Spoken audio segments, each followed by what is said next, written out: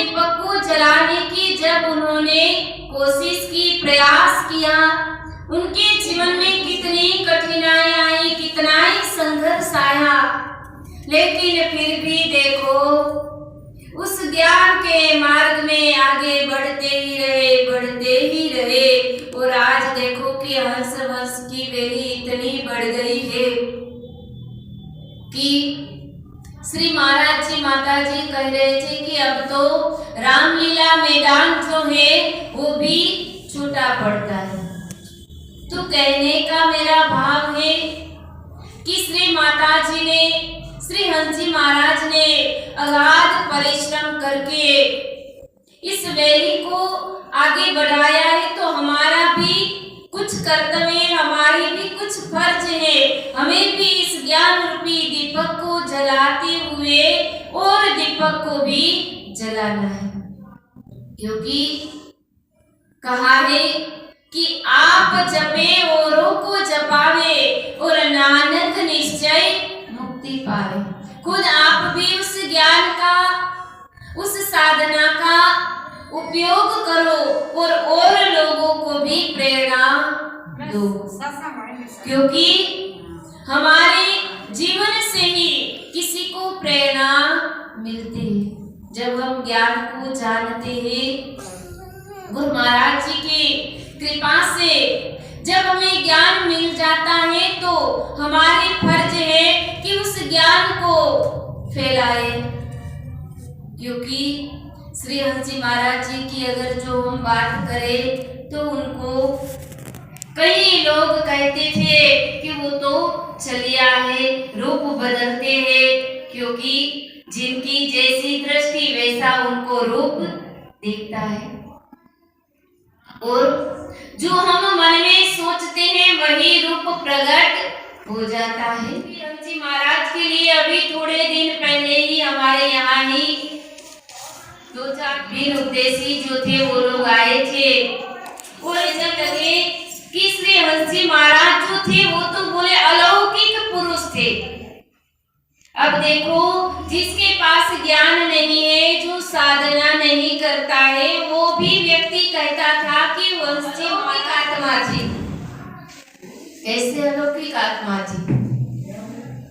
क्योंकि जब तक वो प्रचार में थे, उसने अपने जीवन को कभी देखा, अपने घर परिवार को कभी देखा।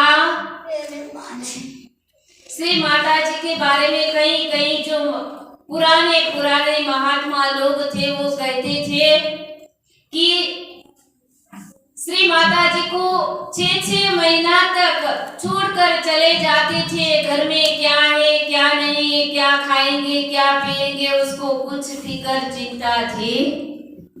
बस उसे एक ही लगन थी कि मेरे गुरु महाराज जी ने मुझे जो ज्ञान दिया है, उस ज्ञान को मैं पूरे भारत के अंदर ही नहीं, पूरे विश्व के अंदर फैलाऊं।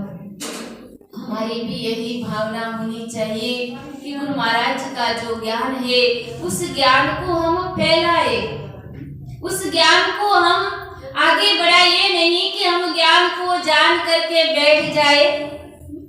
आपको एक बात बताओ कि श्री रामकृष्ण परमहंस थे।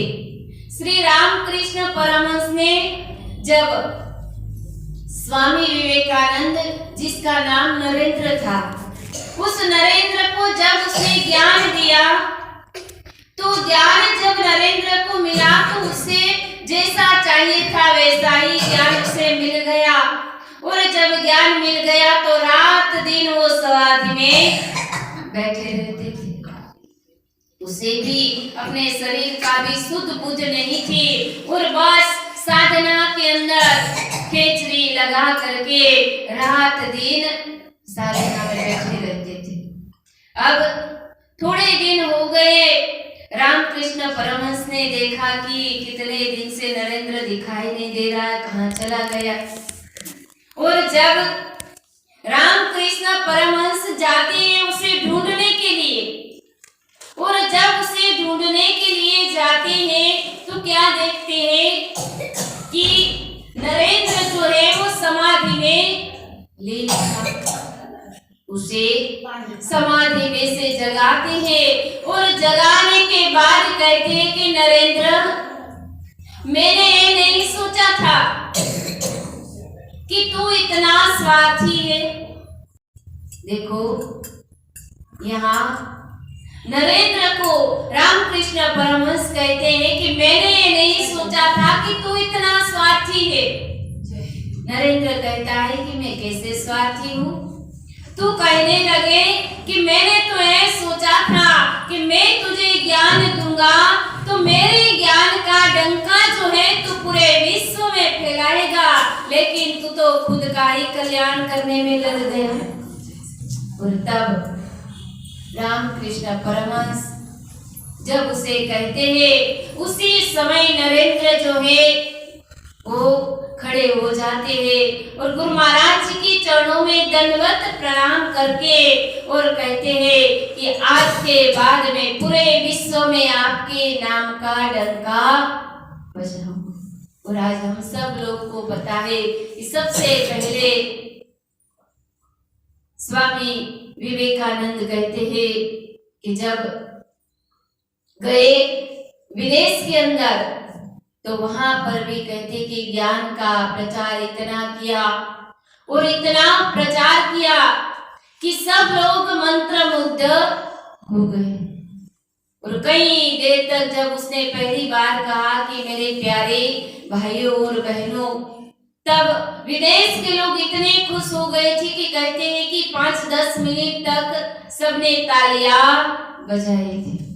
तो कहने का मेरा भाव कि वो जो महान पुरुष थे, जो संत महात्मा थे, वो हमें क्या प्रेरणा देते हैं, उनके जीवन से हमें क्या प्रेरणा लेनी है। हमें भी प्रयास करना है, हमें भी आगे बढ़ना है ज्ञान के मार्ग में, प्रचार के मार्ग में। मैं बार बार आप लोगों को एक ही बात कहती हूँ, मेरा एक ही बात कहने का भाव इसीलिए है कि आपके जीवन में कुछ परिवर्तन आए। मैं बार बार ये भजन सुनाती हूँ कि तुम 2 कदम बढ़ो, मैं 10 कदम बढ़ूंगा, तुम ध्यान मेरा लगाओ, मैं हाजिर हो जाऊंगा। खाली ये गाने के लिए नहीं है, गा करके उसे अपने जीवन में उतारना है। कुछ हमें सोचना है, कुछ हमें समझना है कि अगर